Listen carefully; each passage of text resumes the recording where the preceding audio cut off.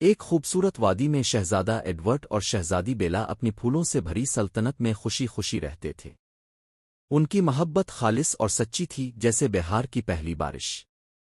ایک دن ایک سنہری رتھ جو بظاہر خالی تھا نمودار ہوئی اور شہزادے کو اپنے ساتھ برفانی پہاڑوں کی طرف لے گئی۔ یہ رتھ دراصل برف کی ملکہ کے جادو سے بھیجی گئی تھی۔ بلا نے ہار نہ مانی۔ وہ تنہا سفر پر نکلی۔ راستے میں اسے بولتے درخت، گاتی ندی اور چمکتے ستاروں کی صورت میں رہنما ملے۔ ایک دانا خرگوش نے اسے ایک جادوئی آئینہ دیا جو سچ دکھاتا تھا۔